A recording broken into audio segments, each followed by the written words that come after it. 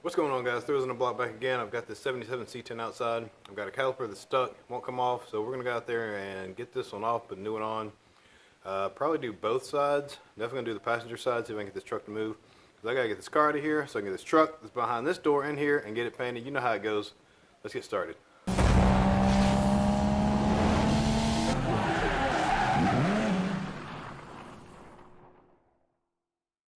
So you can see I got a C-clamp on here. Have this thing tightened down. It's been like this for about 2 or 3 days and still no action. This thing won't move at all.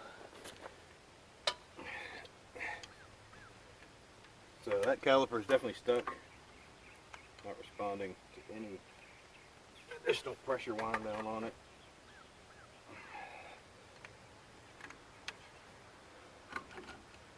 Nothing. Alright. Because this thing is stuck, it's just dragging all over the ground. Won't respond to any motion at all.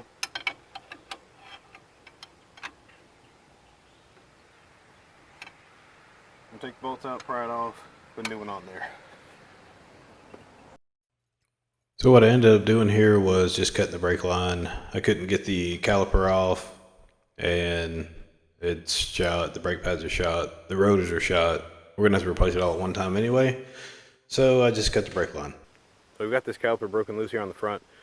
Notice the brake pads need to be done. Probably a good idea to go ahead and change out the rotors, which means wheel bearings and everything. Go ahead and do both sides.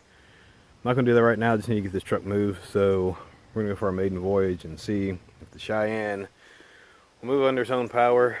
This is even with the engine, of course, that's not holding water, but we're just going to be moving it from here over to right there in the field with the rest of the Chevy family. So hopefully this thing will be able to move, and that will prevent me from having to continually drag this thing around until I get the other issues resolved.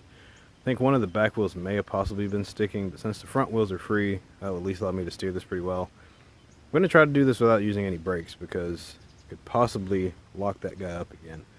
So this ought to be interesting. I'm not really sure if I'm going to end up on the right side of that burgundy truck or if I'm going to end up on the left side of the Suburban over there. So I'm just going to kind of back this up a little bit. Then you guys will be able to see what happens while I try not to die.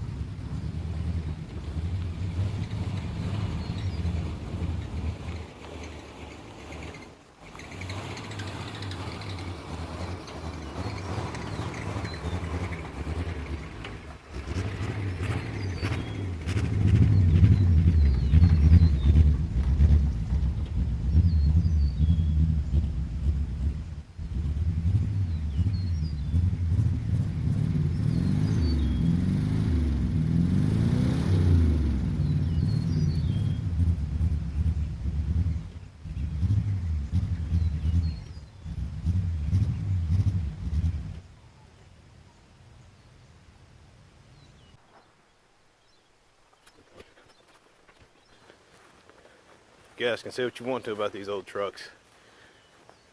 This thing still gets up and moves. So she engages fine in drive. I don't seem to have reverse.